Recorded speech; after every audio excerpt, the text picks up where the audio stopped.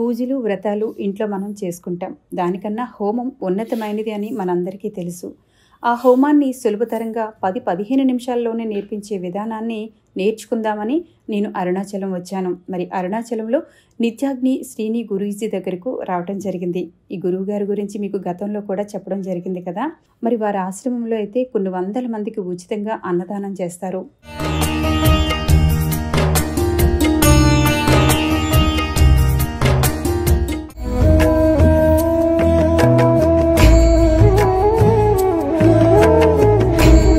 అంతేకాకుండా ఉచితంగా హోమం కూడా నేర్పిస్తారు. అందుకనే నేను ఈ గురువుగారి దగ్గరికి హోమం విధానం నేర్చుకోవడానికి వచ్చాను. మరి ఈ హోమం చేయటం వల్ల అందరి దేవతల అనుగ్రహం కలుగుతుంది, అన్ని దోషాలు తొలగిపోతాయి, సుఖశాంతులు కలుగుతాయి. అందుకొరకే నేను అరుణాచలం దర్శనంతో పాటు గురువుగారిని దర్శించి హోమం విధానం నేర్చుకుందామని నేను హోమానికి సిద్ధమవుతున్నాను. మరి ఈ వీడియో ఫుల్గా చూసినట్లయితే నేను హోమం ఎలా నేర్చుకున్నాను, గురువుగారు ఎలా నేర్పిస్తున్నారు అనేది ప్రతిదీ కూడా క్షుణ్ణంగా చెప్పడం జరుగుతుంది. మీరు కూడా హోమం నేర్చుకోవాలి అనుకుంటే ఈ వీడియోని చూస్తూ కూడా మీరు హోమం నేర్చుకోవచ్చు, చేయొచ్చు. ఈ హోమానికి సంబంధించి అన్ని వివరాలు చివరిలో మీకు పెట్టడం జరుగుతుంది. మరి ఈ వీడియోని పూర్తిగా చూసి సంతోషించండి.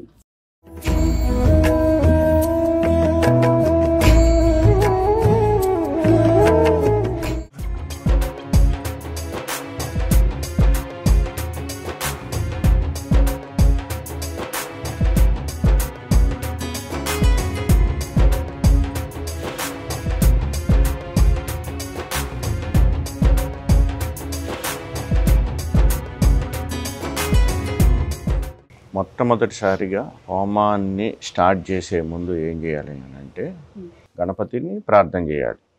ఆ తర్వాత గురువుని తలుచుకోవాలి. ఆ తర్వాత మీ తల్లిదండ్రులను తలుచుకోవాలి. మీ తల్లిదండ్రులని, మీ పెద్దల్ని తలుచుకోవాలి. తర్వాత గోమాతను తలుచుకోవాలి, భూమాతను తలుచుకోవాలి. తర్వాత మీ ఇష్టదేవతను తలుచుకోవాలి, మీ కులదేవతను కూడా తలుచుకోవాలి. వీరందరినీ తలుచుకోకుండా మనం ఏ కార్యక్రమం చేయకూడదు అన్నమాట. ప్రత్యేకించి యజ్ఞ విధానంలో గోమాతని, భూమాతని మ్యాండేటరీగా తలుచుకోవాలి. తలుచుకున్న తర్వాత మనము గణపతి ప్రార్థన చేసి తర్వాత మనం దీపాన్ని వెలిగించాం. దీపాన్ని వెలిగించేదానికి మంత్రాలు ఉన్నాయి. శుభం కరోతు కళ్యాణం ఆరోగ్యం ధన సంపదాం శత్రుబుద్ధి అనేటువంటి మంత్రం ఉందన్నమాట. శత్రుబుద్ధిని నాశనం చేసేటువంటి, అంటే మనలో ఉన్నటువంటి శత్రుబుద్ధి లేదు, ఎవరికైనా మనకి శత్రువులు ఉన్నా కూడా అది కూడా తీసివేసి మనకి శ్రేయాన్ని ఇస్తుంది దీపం అనేటువంటి మంత్రం ఉంది. ఆ మంత్రం రాదు, అంత పొడుగ్గా ఉంది ఆ శ్లోకం అని అనుకుంటే దీపలక్ష్మీ నమః, దీపదుర్గాయే నమః, దీపవాణ్యై నమః అనుకోవచ్చు. లేదు దీపం జ్యోతి పరబ్రహ్మణే నమః అనుకోవచ్చు అనమాట. దీపం జ్యోతి పరబ్రహ్మణే నమః అంటూ దీపానికి పసుపు కుంకుమ పెట్టేసి ఒక పుష్పాన్ని పెట్టాలన్నమాట.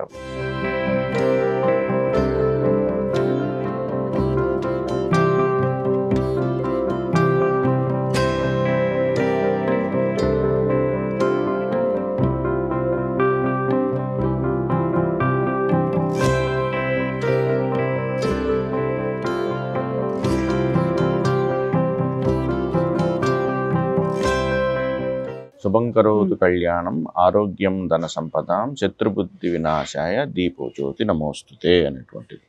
సో ఇప్పుడు అంతవరకు అయిపోయింది. తర్వాత మీరు ఆచమనం చేసిన తర్వాత ప్రాణాయామం చేయాలి. ప్రాణాయామం ఎలా చేయాలంటే ప్రాణాయామం ముద్ర ఉందన్నమాట. ఈ 2 వేళ్ళు ఇలా వంచేయాలి. చూపుడు వేలు, మధ్య వేలు వంచిన తర్వాత మీ యొక్క బొటని వేలుతోటి, ఉంగరపు వేలుతోటి ఇలా ఫస్ట్ బొటన వేలుతోటి రైట్ నాసికని ఇట్లా ఒత్తేయాలి. ఒత్తిన తర్వాత మన లంగ్స్లో ఉన్నటువంటి గాలి మొత్తం లెఫ్ట్ నుంచి వదిలేయాలి. వదిలేసిన తర్వాత ఇప్పుడు ఎడమ నాసిక నుంచి మీరు గాలిని లోపల తీసుకోవాలి. తీసుకొని ఈ ఉంగరపు వేలుని ఇలా పెట్టేసేయాలి. పెట్టిన తర్వాత కొంచెం సేపు కుంభించాలి. కుంభించడం అంటే గాలిని లోపల ఉంచుకోవటం అన్నమాట. తర్వాత రైట్ నాస్ట్రిల్ ఓపెన్ చేసి వదలాలి. మళ్ళీ తీసుకోవాలి, కుంభించాలి. మళ్ళీ ఇలా వైసీ వరుస చేసుకోవాలన్నమాట. అంటే మొదటిసారిగా ఎడమ నాసిక నుంచి గాలిని తీసుకొని లోపల కుంభించి కుడి నాసిక నుంచి వదిలేసి తర్వాత కుడి నాసిక నుంచి తీసుకొని కొంచెం సేపు కుంభించి తర్వాత వదిలేసేయాలి. ఈ చేసే క్రమంలో మంత్రం చెప్పుకుంటారు. సహజంగా ఓంకారం చెప్పుకోవచ్చు, లేదు ఓం గమ్ అని చెప్పుకోవచ్చు. గమ్ అనేది గణపతి యొక్క బీజం. ఓం గమ్ పెద్ద మంత్రాలు అయితే మనం కుంభించే టైంలో అంతసేపు చెప్పుకోలేరు కాబట్టి ఈ విధంగా ఒక 6 సార్లు రొటేషన్, ఒక 6 రౌండ్స్ చేస్తే మనకి ఉన్నటువంటి థాట్స్, అంటే మన మనసు ఎప్పుడు ఆలోచనలు కలిగి ఉంటుంది కదా, ఆ ఆలోచనలన్నీ తగ్గిపోయి మనం చేసే పని మీద ఫోకస్ కేంద్రీకృతం అవుతుందన్నమాట. ఓకే, ఇప్పుడు వరకు అర్థమైపోయింది కదా మీకు. మొదటిసారిగా మనం ఏం చేసాం, ఈ కార్యక్రమంలో భాగంగా మనం ఏం చేసాం, మొదటిగా గణపతి ప్రార్థన, గురు ప్రార్థన, తల్లిదండ్రులను తలుచుకోవటం, పితృదేవతల్ని అంటే మన యాన్సిస్టర్ని తలుచుకోవటం, గోమాతని భూమాతని తలుచుకోవటం, తర్వాత మన కులదేవతను తలుచుకోవటం, మీ ఇష్టదేవతలను తలుచుకున్నారు. తలుచుకున్న తర్వాత గణపతిని ఏ కార్యక్రమం చేసేటప్పుడైనా కానీ గణపతి ప్రార్థన చేయాలి. ఈ గణపతి ప్రార్థన ఎందుకు చేస్తాం, ఏ విఘ్నాలు రాకుండా ఉండేందుకు చేస్తాం. తర్వాత దీపాన్ని ప్రజ్వలించాం. దీపాన్ని ప్రజ్వలన చేసినప్పుడు ఏం చేసాం, దీపానికి సంబంధించిన మంత్రాన్ని చదువుకున్నాం. దీపం జ్యోతి పరబ్రహ్మణే నమః అని దీపానికి బొట్లు పెట్టేసి అట్లా అక్షంతలు కానీ అట్లా పెట్టేసి పుష్పాన్ని పెట్టేసి దీపమే అమ్మవారుగా భావించి పరబ్రహ్మగా భావించి, లేదు దీపలక్ష్మీ నమః, దీపదుర్గాయ నమః ఇట్లా కూడా అనుకోవచ్చు అన్నమాట. తర్వాత ఆచమనం చేసాం, తర్వాత ప్రాణాయామం చేసాం. ఇప్పుడు మనం సంకల్పం చేద్దాం. సంకల్పం చేసేదానికి 2 రకాల పద్ధతులు ఉన్నాయి. నార్త్ ఇండియా వైపు అయితే ఏం చేస్తారంటే చేతిలోకి జలాన్ని తీసుకొని సంకల్పం చెప్పుకొని ఇలా వదిలేస్తారు నేల మీద. మన వైపు అయితే అక్షంతలు చేతిలో పట్టుకొని, చేతిలో పుష్పం అక్షంతలు పట్టుకొని ఇలా కుడి తొడ మీద ఇలా పెట్టేసుకొని చేతులు ఇలా పట్టుకుంటారు. అంటే ఇది నేను చెప్పేటువంటి సంకల్పం చాలా దృఢంగా చెప్తున్నాను. నా సంకల్పం అంటే స్టేట్మెంట్ ఆఫ్ పర్పస్ అని అర్థం. అసలు నేను ఎందుకు చేస్తున్నాను, ఏం చేస్తున్నాను అది నేను మనసుతోటి చెప్పుకోవటం అనమాట. ఆ సంకల్పం కూడా దృఢంగా చెప్పుకునే విధానంలో ఇలాంటి ముద్ర పెట్టి ఇలా పెట్టుకొని చెప్పి కింద నేల మీద వదిలేస్తారనమాట. లేదు ఏ పంచభూతాలతోటైనా చేయొచ్చు అనమాట. కొంచెం అక్షంతలు తీసుకోండి అమ్మ. అక్షంతలు తీసుకొని చేతిలో పెట్టుకోండి, ఇట్లా పెట్టుకోండి, ఇలా పెట్టుకొని ఇలా మూసేయండి, పెట్టేసుకున్నాం. ఇట్లా పెట్టుకోండి, కుడికాలు తొడ మీద ఇలా పెట్టుకొని ఇలా చేతిలో ఇలా పెట్టేసుకోండి. ఓకే, ఇప్పుడు ఫర్మ్గా పెట్టుకున్న తర్వాత ఇప్పుడు సంకల్పం చెప్పాలన్నమాట. నేను చెప్పండి. ఓం మమోపాత్త సమస్త దురితక్షయ ద్వారా శ్రీ పరమేశ్వర ప్రీత్యర్థం సర్వదేవత అనుగ్రహ ప్రసాద సిద్ధ్యర్థం అద్య శుభదినే శుభముహూర్తే అగ్నిముఖేన సర్వదేవత హోమకర్మ యథాశక్తి కరిష్యే. ఇలా అక్షంతల్ని నేల మీద వదిలేసేయండి.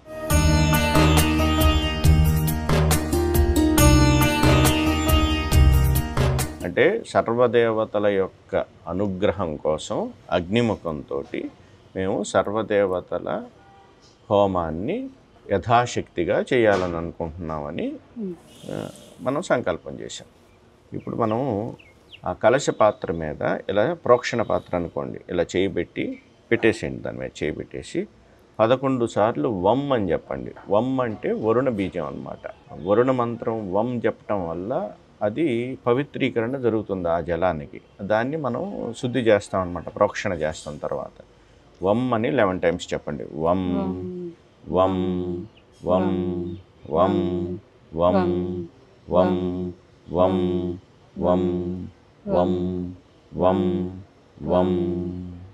అప్పుడు ఆ జలాన్ని కొంచెం తీసుకోండి, మీ పైన చల్లుకోండి. ఆత్మాన్ ప్రోక్షయామి, మీ పైన చల్లుకునేటప్పుడు. అదేవిధంగా పూజా ద్రవ్యాల మీద చల్లుకోండి. పూజా ద్రవ్యాన్ని ప్రోక్షయామి, హోమగుండం మీద నీటి మీద చల్లుకోండి. అంటే దీనివల్ల ఏం జరుగుతుంది, ఇక్కడ ఉన్నటువంటి పదార్థాలన్నీ పవిత్రంగా గావించబడతాయి అన్నమాట. మీ మీద కూడా శుద్ధి కోసం చల్లుకున్నారు. ఇప్పుడు హోమగుండానికి పూర్వ పరిసేచన చేయాలి. 4 వైపులా జలాన్ని చల్లాలన్నమాట.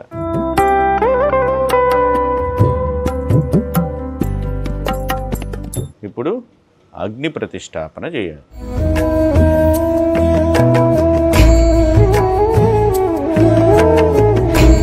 దీపం దగ్గర వెలిగించేసి లోపల ఓం భూర్భువస్సువరోం వెలిగించిన తర్వాత ఇప్పుడు ఓం భూర్భువస్సువరోం అనుకుంటూ ఈ లోపల అగ్నిని ప్రజ్వలన చేయాలి. ఓం భూర్భువస్సువరోం.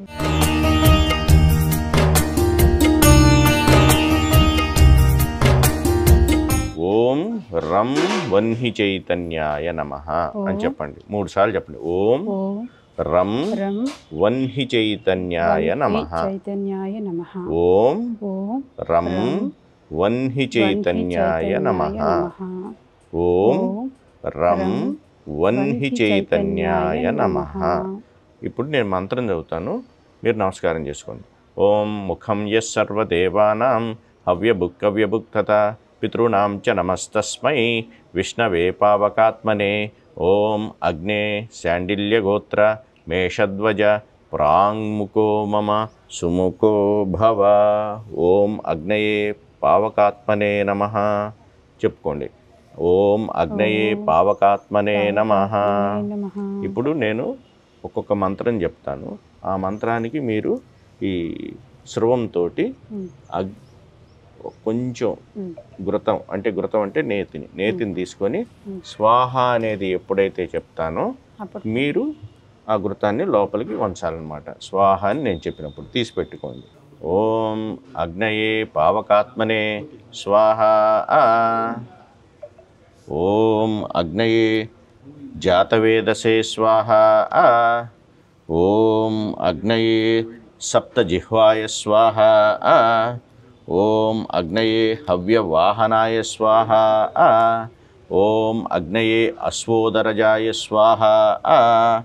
ఓం అగ్నయే వైశ్వానరాయ స్వాహ. ఓం అగ్నయే కౌమారతేజసే స్వాహ. ఓం అగ్నయే విశ్వముఖాయ స్వాహ. ఓం అగ్నయే దేవముఖాయ స్వాహ. ఓం స్వాహాదేవ్యై స్వాహ.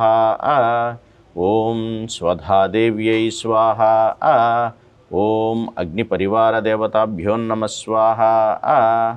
ఓం అగ్నిపీఠదేవతాభ్యో నమః స్వాహ. అక్కడ పెట్టేసేయండి. ఇప్పుడు అగ్నికి పంచోపచారాలు చేయాలి.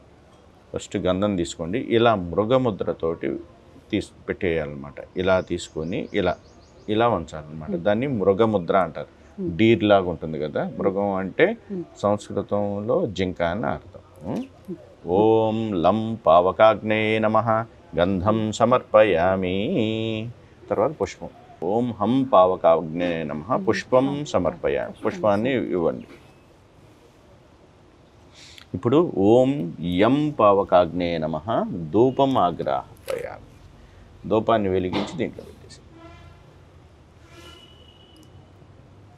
ఓం యం పావకాగ్నే నమః ధూపం ఆగ్రాహయామి. అక్కడ పెట్టేసి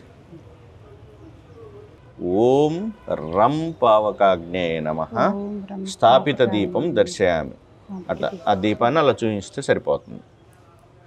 ఇప్పుడు ఇవంతా నైవేద్యం అనమాట. నైవేద్యానికి సంబంధించింది. మన దగ్గర కిస్మిస్ ఉంది, బాదం ఉంది, అలా ఉన్నాయి కదా. లేదు బెల్లం కూడా ఉందన్నమాట. ఇప్పుడు కిస్మిస్ని నైవేద్యంగా తీసుకొని మృగముద్రతో తీసుకొని ఓం వం పావకాగ్నే నమః నైవేద్యం సమర్పయామి. ఇప్పుడు మనం అగ్నిదేవునికి పంచ ఉపచారాలు చేసాం. ఇప్పుడు మధ్యలో మీరు ఏదైనా సమిధులు కనుక యాడ్ చేయాలనుకుంటే కొంచెం నేతిలో డిప్ చేసి యాడ్ చేయొచ్చు అనమాట. 2-3 సమిధులు యాడ్ చేసుకోవాలనుకుంటే అట్లా నేతిలో టచ్ చేసేసి పెట్టుకోవచ్చు. అలా పెట్టేసి పెట్టుకోవచ్చు. నెక్స్ట్ ఏంటంటే మనం దిక్పాలకులకి మనం హోమం చేయాలి. అష్టదిక్పాలకులు 8 మంది దిక్కులకి దిక్పాలకులు. 8 కాకుండా ఇంకొక 2 ఉంటారనమాట. ఆకాశం భూమి అంటే పాతాళం అని అర్థం. ఊర్ధ్వ అధోముఖాలు అంటారు. ఊర్ధ్వ అంటే పైకి, అధోముఖాలకి. అలా కాబట్టి ఇప్పుడు నేను దిక్పాలకులకు సంబంధించిన పేర్లు చెప్తాను. మీరు స్వాహ అన్నప్పుడు మీరు నేతిని ఇచ్చేసేయండి. ఇప్పుడు నేను చెప్తాను, చేయండి. ఓం ఇంద్రాయ స్వాహ. ఓం అగ్నయే స్వాహ ఓం యమాయ స్వాహ ఓం నిరుతయే స్వాహ ఓం వరుణాయ స్వాహ ఓం వాయవే స్వాహ ఓం కుబేరాయ స్వాహ ఓం ఈశానాయ స్వాహ ఓం బ్రహ్మణే స్వాహ ఓం అనంతశేషాయ స్వాహ. ఈ విధంగా మనం అన్ని దిక్కులకి ఇచ్చేసామన్నమాట. ఆ తర్వాత ఇప్పుడు మనం ప్రిలిమినరీ ఆఫరింగ్స్ అని ఉంటుంది, ప్రధానంగా చేయాల్సినటువంటి హోమం. ఓకే, ఇప్పుడు చెప్తాను. ఓం ప్రజాపతయే స్వాహ ప్రజాపతేదం నమః. ఓం ఇంద్రాయ స్వాహ ఇంద్రాయేదం నమః. ఓం అగ్నయే స్వాహ అగ్నయేదం నమః. ఓం సోమాయ స్వాహ సోమాయేదం నమః. మీరేం చేయాలంటే నేను స్వాహ అన్నప్పుడు మీరు కూడా స్వాహ అని చెప్పి ఇచ్చేసేయండి. ఓకే, తర్వాత ఇప్పుడు మనం సర్వదేవతలకి హోమం స్టార్ట్ చేయబోతున్నాం. ఓకే, ఓం శ్రీ మహాగణాధిపతయే నమః స్వాహ మహాగణపతయే ఇదం నమః. ఇదం నమః అంటే అర్థం ఏంటంటే ఇది నేను కాదు, ఇది నాది కాదు, ఇచ్చేది తీసుకునేది మీరే అనే ఒక సమర్పణ భావంతో జరిగేటువంటి కార్యక్రమం అండి. ఇప్పుడు నేను స్వాహ అంటే నేను ఇస్తున్నాననే భావం లేక ఇది నాది కాదు, ఇది నేను కాదు అనే ఇదం నా మమ, నేను కాదు నా మమ అని అర్థం సంస్కృతంలో. కాకపోతే ఇక్కడ మనం ఏం చేసామంటే ఈ సర్వదేవతలందరికీ ఇదం నమ్మ అనుకుంటే పెద్దగా అవుతుంది అనేది అవుతుందని మనం లాస్ట్లో ఈ దేవతలందరికీ నేను ఇచ్చింది నేను కాదు అని చెప్పి ఒక ఫైనల్ స్టేట్మెంట్ ఇస్తామన్నమాట. ఇప్పుడు నెక్స్ట్ నేను మంత్రాలు చెప్తాను, స్వాహ అని మీరు కూడా పలకండి పెద్దగా. ఓం శ్రీ గురుభ్యో నమః స్వాహ. స్వాహ అనాలి మీరు కూడా. ఓం శ్రీ పరమగురుభ్యో నమః స్వాహ.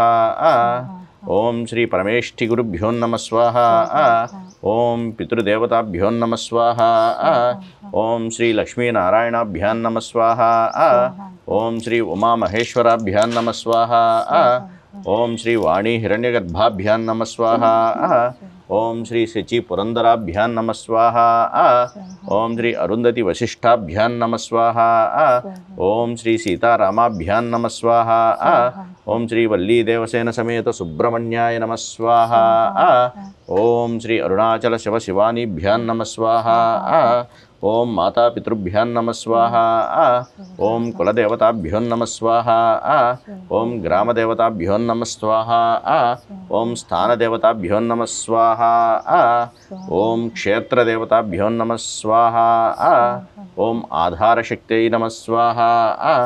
ఓం అంతరిక్షాయ నమః స్వాహ. ఓం గోమాత్రే నమః స్వాహ. ఓం సప్తర్షిభ్యో నమః స్వాహ. ఓం సప్తమాతృకాభ్యో నమః స్వాహ. ఓం అష్టభైరవేభ్యో నమః స్వాహ. ఓం అష్టవసుభ్యో నమః స్వాహ. ఓం నవగ్రహ దేవతాభ్యో నమః స్వాహ. ఓం దశమహావిద్యాభ్యో నమః స్వాహ. ఓం ఏకాదశ రుద్రేభ్యో నమః స్వాహ. ఓం నక్షత్రదేవతాభ్యో నమః స్వాహ. ఓం వాస్తుదేవతాయ నమః స్వాహ. ఓం ధన్వంతరయే నమః స్వాహ. ఓం ఉపాసనాదేవతాభ్యో నమః స్వాహ.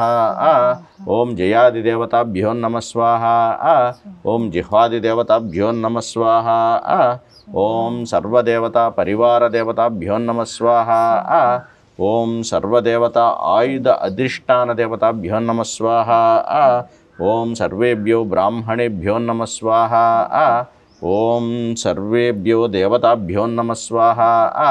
ఓం సర్వేభ్యో ఋషిభ్యో నమః స్వాహ. ఓం సర్వేభ్యో మాతృశక్తిభ్యో నమః స్వాహ. పూర్వోక్తమంత్రదేవతాభ్య ఇదం నమః అని మనం ఫైనల్ స్టేట్మెంట్ ఇస్తామన్నమాట. ఇప్పుడు ఉత్తరాంగం చేయాలమ్మా. ఉత్తరాంగంలో భాగంగా మళ్ళీ చెప్తాను నేను. ఓం భూస్వాహ. ఓం భువస్వాహ. ఓం సువస్వాహ. ఓం భూర్భువస్సువస్వాహ. ఓం శ్రీ విష్ణవే స్వాహ. ఓం నమో రుద్రాయ స్వాహ. ఇప్పుడు నేను చెప్పాలి.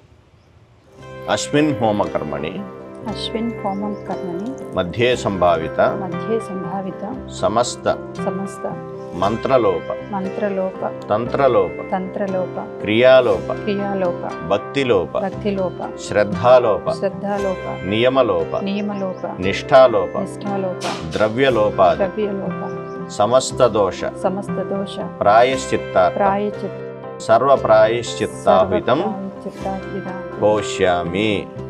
ఇప్పుడు ఓం భూర్భువస్సు అంటే దీంట్లో ఏంటంటే మంత్రలోపం కానీ తంత్రలోపం కానీ క్రియాలోపం కానీ మనం ఏదన్నా ఇచ్చిన ద్రవ్యాల్లో లోపం కానీ శ్రద్ధలో కానీ భక్తిలో కానీ ఎటువంటి లోపాలు నేను ఈ హోమం చేసే క్రమంలో జరిగినా కానీ ఆ లోపాలన్నిటికీ ప్రాయశ్చిత్తంగా మనం ప్రజాపతికి ఒక ఆహుతిస్తాం అన్నమాట. ఓం భూర్భువస్సువ స్వాహ ప్రజాపతయ ఇదం నమః. ఇప్పుడు మనం పూర్ణాహుతి చేయాలి. మీ దగ్గర ఉన్నటువంటి కిస్మిస్ ఉంది కదా, కిస్మిస్ తీసుకోండి. కిస్మిస్ కూడా పూర్ణ ఫలం అన్నమాట. ఇది కూడా ఫలమే. పూర్ణాహుతి అని అంటే కంప్లీట్ సరెండర్షిప్ తోటి మనం దేవతలకి సమర్పణ చేస్తాం అన్నమాట. ఆ పూర్ణాహుతికి సంబంధించినటువంటి మంత్రం చెప్తాను. ఓం పూర్ణమదః పూర్ణమిదం పూర్ణాత్ పూర్ణముదచ్యతే పూర్ణస్య పూర్ణమాదాయ పూర్ణమేవావశిష్యతే. ఓం సర్వదేవతాభ్యో నమః స్వాహ. స్వాహ అన్నాం కదా, మీరు ఇప్పుడు ఆహుతి చేసేయండి. స్వాహ పూర్ణాహుతిం సమర్పయామి. ఓకే, పూర్ణాహుతి ఇచ్చేశారు ఇప్పుడు. ఓకే, ఇప్పుడు నేను అగ్నికి ఆహుతులు ఇవ్వండి. ఓం అగ్నయే సప్తవతే స్వాహ ఇవ్వండి. అగ్నయే సప్తవతైదం నమ 7 సార్లు ఇవ్వండి. ఓం అగ్నయే సప్తవతే స్వాహ. ఓం అగ్నయే సప్తవతే స్వాహ. ఓం అగ్నయే సప్తవతే స్వాహ. ఓం అగ్నయే సప్తవతే స్వాహ. ఓం అగ్నయే సప్తవతే స్వాహ. ఓం అగ్నయే సప్తవతే స్వాహ. ఇప్పుడు మీరు మళ్ళీ ప్రాణాయామం చేయాలి. ఇంకొకసారి కొద్దిసేపు ధ్యానం చేయండి.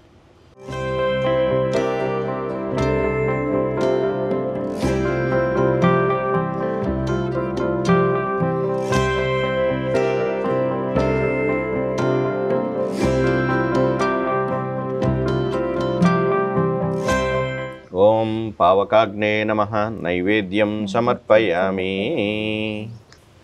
ఓకే, ఇప్పుడు నీరాజనం హారతి ఇవ్వాలి. ఓం కర్పూరగౌరం కరుణావతారం సంసారసారం భుజగేంద్రహారం సదా వసంతం హృదయారవిందే భవం భవానీ సహితం నమామి. ఓం పావకాగ్నే నమః ఆనంద దివ్యమంగళకర్పూర నీరాజనం సమర్పయామి.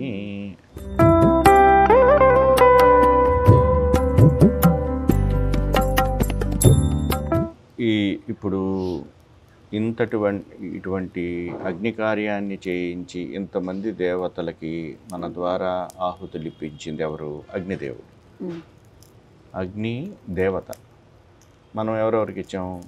గురువులకి ఇచ్చాం, లక్ష్మీనారాయణకి ఆహుతులు ఇచ్చాం, ఉమామహేశ్వరులకి ఇచ్చాం, సుబ్రహ్మణ్య స్వామికి ఇచ్చాం, బ్రహ్మదేవునికి సరస్వతి అమ్మవారికి ఇచ్చాం, అట్లా సప్త ఋషులకి ఇచ్చాం, ధన్వంతరికి, ఎంతోమంది నవగ్రహ దేవతలకి, అందరి దేవతలకి ఇచ్చాం కదా. ఆ ఇవ్వటానికి కారణం ఎవరు? అగ్నిదేవుడు. మనం ఇక్కడ ఇచ్చినటువంటి, మీరు ఇచ్చినటువంటి ఆ స్వాహాకారంతో ఇచ్చినటువంటి ఘృతం అంటే నేతిని ఆహుతిగా తీసుకొని వెంటనే ఆ దేవతలకి అందిస్తున్నారు అగ్నిదేవుడు. కాబట్టి అగ్నిని మనం ఆవాహన చేసాం. అగ్నిలో మనం ఇలా ఆహుతులు ఇచ్చి ఆ దేవతలకు ఇవ్వమని చెప్పామన్నమాట. ఇప్పుడు కాబట్టి ఇంతటి సహకారం చేసినటువంటి వేద పురోహితుడిగా ఉన్నటువంటి అగ్నిదేవుడికి నమస్కారం చేసుకొని తర్వాత మనం అగ్ని మీద ఇలా చేతులు పెట్టి ఇలా మనలోకి ఉద్వాసన చేసుకోవాలన్నమాట. అగ్నిం ఆత్మాన్ ఉద్వాసయామి. ఇప్పుడు ఉద్వాసన అయిపోయిన తర్వాత 4 వైపులా ఆ పరిశేషం చేయాలి. అది 4 వైపులా నీళ్లు చల్లటం.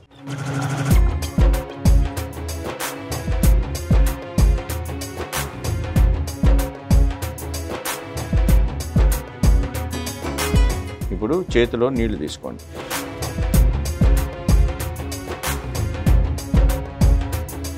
మంత్రహీనం మంత్రహీనం క్రియాహీనం క్రియాహీనం భక్తిహీనం భక్తిహీనం హుతాశన హుతాసనం యద్దుతంతు యద్దుతంతు మయాదేవ మయాదేవ పరిపూర్ణం పరిపూర్ణం తదస్తుతే నీళ్ళ కింద. తదస్తుతే. అంటే మంత్రంలో కానీ క్రియలో కానీ భక్తిలో కానీ ఏదైనా లోపాలు చేసి ఉంటే క్షమించమని చెప్పి అది ఆ చేసిన దాన్ని పరిపూర్ణం చేయమని చెప్పి మనం అలా నీళ్లు జలాన్ని వదిలాం. ఇప్పుడు శ్రీకృష్ణుని తలుచుకోవాలి. శ్రీకృష్ణ కృష్ణ కృష్ణ. కృష్ణ కృష్ణ కృష్ణ.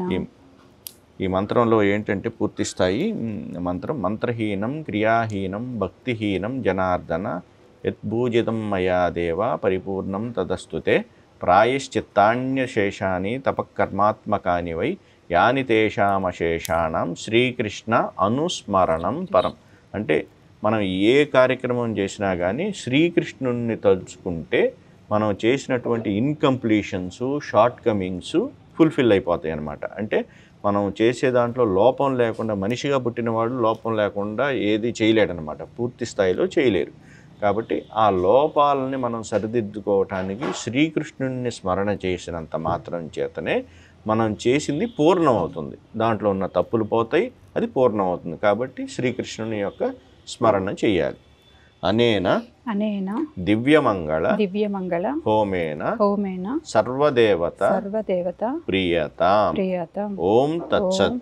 తత్సత్. సర్వం సర్వం శ్రీకృష్ణార్పణమస్తు. శ్రీకృష్ణార్పణమస్తు. ఓం శాంతి ఓం శాంతి శాంతి. శాంతి.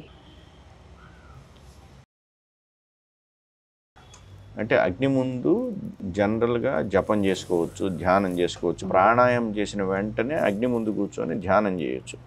ఇది మనకి ఎక్స్టర్నల్ ఫైర్ అన్నమాట. మన లోపల కూడా అగ్ని ఉంటుంది. ఆ మన లోపల ఉన్నటువంటి అగ్నిని ఎగ్జిస్టెన్షియల్ ఫైర్ అంటారు. ఆ ఉన్నటువంటి బూటా అగ్ని ఈ భౌతికంగా లౌకికంగా మన కళ్ళ ముందు ఉన్నటువంటి ఈ అగ్ని ఇలా కూర్చొని ధ్యానం చేయటం వల్ల ఈ అగ్ని ఆ అగ్ని రెజోనేట్ అవుతాయి, రెండు అనుసంధానం అవుతాయి. అంటే ఒక్క రోజులోనే కావు, చెయ్యగా అవుతాయి అన్నమాట. ఆ రెండు అనుసంధానం అయినప్పుడు ఈ బూటాగ్ని పెరుగుతుంది. ఈ బూటాగ్ని పెరగటం వల్ల ఈ అగ్నికి సంబంధించినటువంటి క్రియలన్నీ లోపలన్నీ మెరుగుపడతాయి, మన జ్ఞానం పెరుగుతుంది అన్నమాట ఇది. కాబట్టి అగ్ని ముందు ధ్యానం ఉత్తమంగా ఉంటుంది. సహజంగా ధ్యానం చేసే వాళ్ళకి ఒక అరగంటకో 20 నిమిషాలకో లేదు ఒక గంటకో కానీ ఒక డీప్ మెడిటేటివ్ స్టేట్కి వెళ్ళలేరు అనమాట.